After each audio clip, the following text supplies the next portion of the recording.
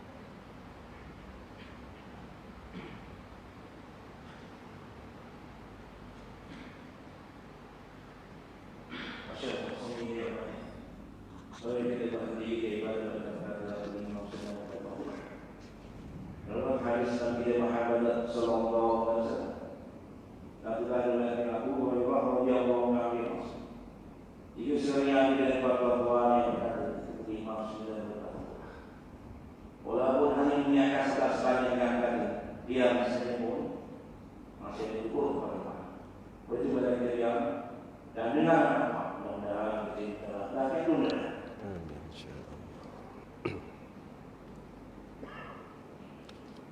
Bismillahirrahmanirrahim. Alhamdulillahil qail ma asaba min musibatin fil ardi wala fi anfusikum illa fi kitabim min qabli an nabra'aha inna dhalika 'ala Allah yasir. Asyhadu an la ilaha illallah wahdahu la syarika lah wa asyhadu anna Muhammadan abduhu wa rasuluh. Allahumma salli wa sallim ala sayyidina Muhammadin wa ala alihi wa ashabihi ajma'in. Amma ba'd, fa ya ibadallah ittaqullah usikum wa iyaya bitaqwallah faqad fazal muttaqun.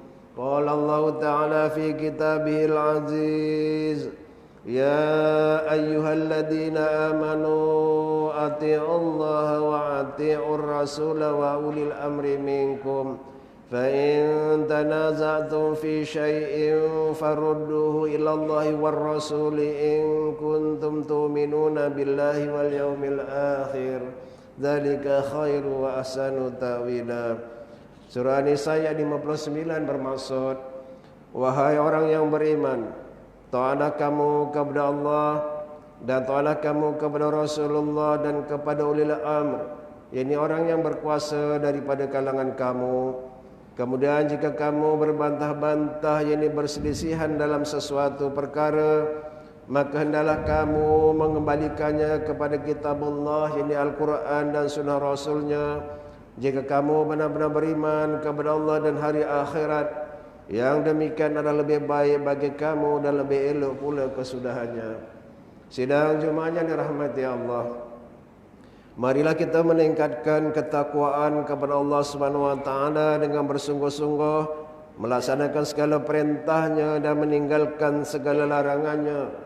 Mudah-mudahan kita mendapat rahmat dan keberkatan hidup di dunia dan di akhirat. Khutbah pada kali ini akan memperkatakan tajuk bersabar atas musibah. Hidup kita memang penuh dengan dugaan dan ujian. Setiap manusia yang diciptakan pasti akan diberi ujian di dunia ini. Masing-masing akan menerima ujian Allah Subhanahu wa taala, sama ada dalam bentuk kesusahan atau dengan ujian kesenangan. Ini bermakna orang yang susah akan diuji dan orang yang senang juga akan diuji. Ujian dalam bentuk kesusahan adalah ujian berbentuk musibah seperti penyakit, kelaparan, kemiskinan, bencana alam, kehilangan harta dan sebagainya. Firman Allah Subhanahu wa taala yang dibacakan di awal khutbah tadi dalam surah Al-Hadid ayat 22 yang bermaksud, tidak ada sesuatu kesusahan yakni atau bala bencana yang ditimpakan di bumi, dan tidak juga yang menimpa diri kamu, melainkan telah sedia ada di dalam kitab yakni pengetahuan kami sebelum kami menjadikannya. Sesungguhnya mengadakan yang demikian itu adalah mudah bagi Allah. Ma'asyiral muslimin rahimakumullah. Ujian berbentuk musibah ini boleh diartikan sesuatu kejadian atau peristiwa yang menimpa manusia dan akan mendatangkan mudarat, penderitaan, beban dan kesulitan terhadap manusia. Musibah yang berlaku itu ada kalanya berpunca dari perbuatan manusia itu sendiri, dan ianya juga merupakan satu bukti kekuasaan dari Allah Subhanahu wa taala yang menjadikan sesuatu bencana mengikut kehendak dan takdirnya. Apabila takdirnya sudah menentukan, maka tiada sesuatu pun yang dapat menghalangnya. Musibah yang datang juga tidak membeza-bezakan manusia. Ianya boleh datang menimpa semua orang, sama ada seorang itu mukmin atau kafir, kaya atau miskin. Cuma yang membezakan adalah sikap manusia dalam menghadapi setiap musibah yang datang. Ada kalangan manusia yang menghadapinya dengan tabah dan sabar, dan ada pula yang bersikap sebaliknya. Sidang Jumaat yang dirahmati Allah sekalian, sebagai umat Islam yang beriman dengan ketentuan qada dan qadar Allah Subhanahu wa taala, semestinya kita perlu meyakini bahawa segala musibah yang menimpa itu adalah ujian daripada Allah Subhanahu wa taala. Kita hendaklah sentiasa bersedia menghadapinya dengan penuh keimanan dan kesabaran. Ini adalah kerana apa sahaja yang ditakdirkan menimpa diri kita, ianya pasti mempunyai tujuan atau hikmah yang tertentu. Bagi orang yang beriman, ujian musibah akan dihadapi dengan penuh kesabaran, ketabahan dan keredaan, kerana mereka memahami bahawa adanya hikmah kebaikan di sebalik ujian tersebut. Mereka akan melihat ujian itu sebagai pintu rahmat yang akan mendekatkannya dengan syurga Allah Subhanahu wa taala. Kerana balasan bagi manusia yang sabar dalam menghadapi ujian itu ialah syurga di akhirat kelak. Sidang Jumaat yang dirahmati Allah sekalian, oleh yang demikian ketika ditimpa ujian dan musibah, kita perlu bersabar dan janganlah bersangka buruk terhadap Allah Subhanahu wa taala dengan beranggapan kita adalah orang yang paling malang. Yakinlah bahawa setiap ujian itu pasti ada hikmah kebaikannya. Ini adalah kerana ketika Allah Subhanahu wa taala rindukan hamba-Nya, Dia akan hadirkan hadiah berupa ujian. Maka pada saat itu bersabarlah, bersyukurlah dan bersangka baiklah terhadap segala ketentuan dan ketetapan Allah Subhanahu wa taala. Berusahalah menghadapi ujian tersebut dengan mencari jalan penyelesaian yang bijaksana, berdoa, bertawakal dan lebih banyak mendekatkan diri kepada Allah Subhanahu wa taala. Janganlah mudah berasa kecewa dan berputus asa atau berputus harapan. Sesungguhnya dengan bersifat sabar, seseorang itu tidak akan bertindak di luar batas agama, kerana sifat sabar itu membolehkan kita mengatasi segala ujian dan dugaan itu dengan akal dan fikiran yang waras, tenang, tidak mengeluh, tidak akan berasa gelisah, dan kita akan sentiasa berserah serta bertawakal kepada Allah Subhanahu wa taala. Ketahuilah sabar itu adalah anugerah terindah yang menjanjikan pelbagai kurniaan dan ganjaran. Kerana orang yang sabar mempunyai kedudukan tinggi di sisi Allah Subhanahu wa taala. Dalam sebuah hadis yang diriwayatkan oleh Al-Imam Muslim dari Syuaib radhiyallahu anhu bahwasanya Rasulullah sallallahu alaihi wasallam bersabda yang bermaksud, amat menakjubkan urusan seseorang mukmin kerana setiap urusannya adalah baik, dan itu tidak akan berlaku kepada seseorang pun kecuali kepada seorang mukmin, yakni yang sempurna keimanannya. Jika dia mendapat sesuatu yang menggembirakan, dia bersyukur, maka itu adalah kebaikan baginya. Jika dia ditimpa kesusahan, dia bersabar, maka itu adalah kebaikan baginya.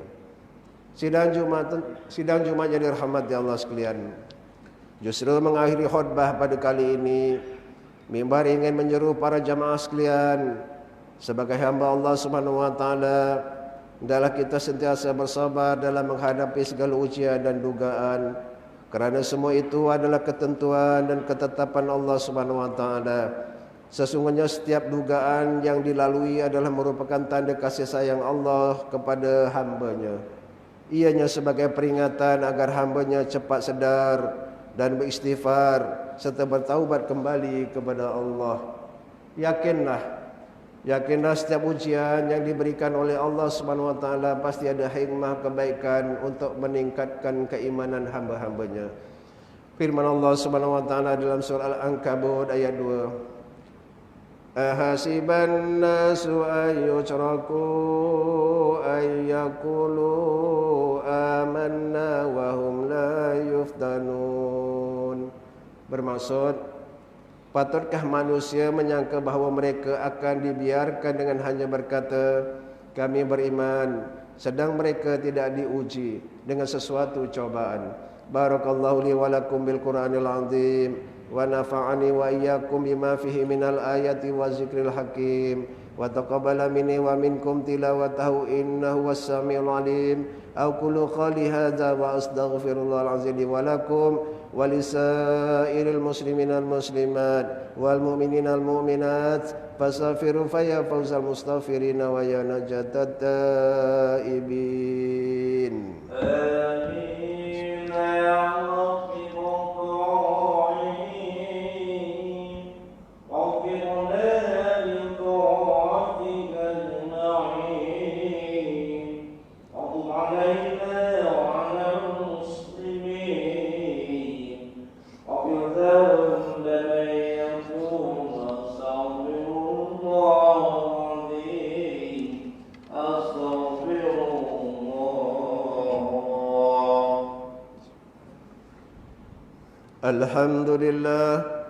Alhamdulillah hamdan katsiran kama amar. Asyhadu an la ilaha illallah wahdahu la syarikalah, iqraran bi rububiyyati wa irwaman liman jadaha bi wa kafar.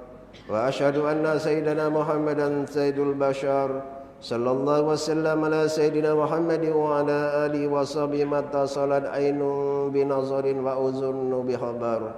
Amma ba' faya ibadallah ittaqullaha fima amar wantahu amma nahakum anhu wa zajar. Wahai hamba Allah, ingatlah bahawa dunia ini adalah tempat tumpangan untuk sementara, akhirat jugalah sebenarnya tempat yang kekal untuk selama-lamanya. Oleh itu marilah kita bertakwa kepada Allah untuk mendapatkan kebahagiaan serta menyelamatkan diri daripada siksaan api neraka.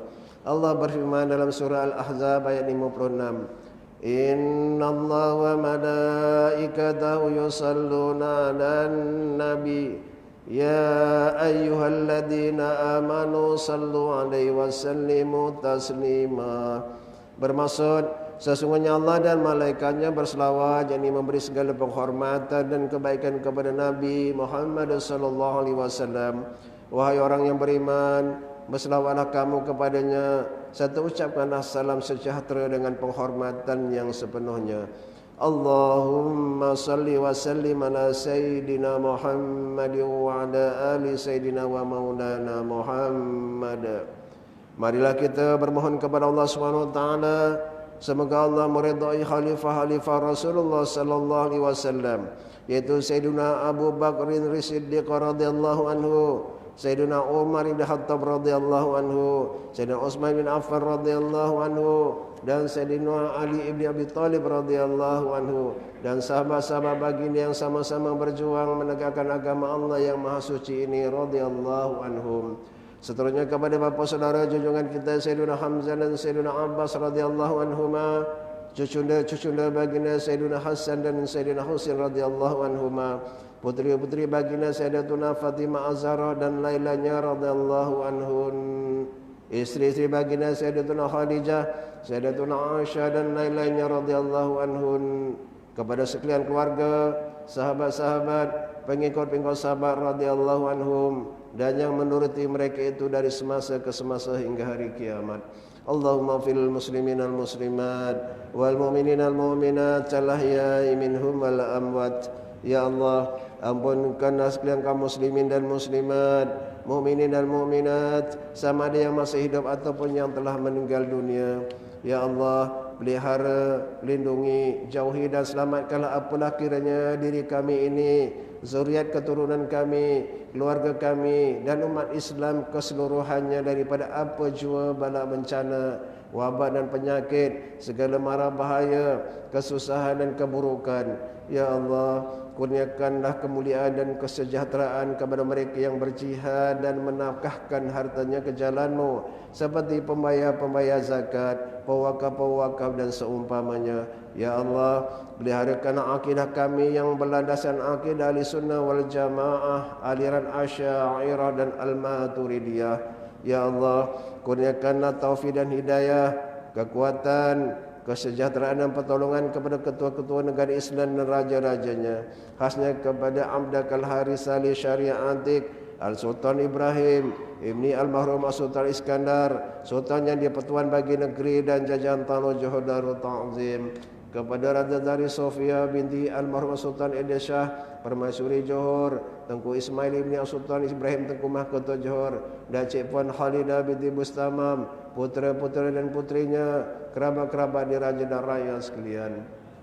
Allahumma a'izal Islam wal muslimin wa zulil kafarata wa mubtadi as-sayyiati wal musyrikin wa kullaman wa'adu lid-din. Allahumma faris umumal muslimin wa didainal anil madinin wa asin halasal masjunin waj'al hadzal balada aminan mutmainan rahiya wa sa'ira biladil muslimin. Amin ya rabbal alamin. Allahumma tubis salamata wal afiyata lana wal ibadikal hujaji wal uzati wal musafirin fi barikah wa barika wa jawika min ummati Muhammadin ajma'in. Allahumma adhilna wa zuriyatina wa usulana wa furu'ana al-jannata mal abrar. Ya aziz ya ghafar ya rabbal alamin. Rabbana hab lana min azwajina wa zuriyatina qurrata a'yuni waj'alna lil muttaqina imama. Rabbana ighfir lana wa li ikhwanina alladhina sabaquna bil iman wa la taj'al fi qulubina ghillan lil ladzina amanu. Rabbana innaka ra'ufur rahim. Rabbana atina fid dunya hasanah wa fil akhirati hasanah wa qina adzabannar. Walhamdulillahi rabbil alamin. Ibadallah, innallaha ya'muru bil 'adli wal ihsan wa ita'i dzil qurba wa yanha 'anil fahsya'i wal munkari wal baghi ya'izukum la'allakum tadhakkarun. Fazkurullahal 'azima yazkurkum washkuruhu 'ala ni'ami yazidkum wa la zikrullahi akbar. Wallahu ya'lamu ma tasna'un. Aqimis shalah.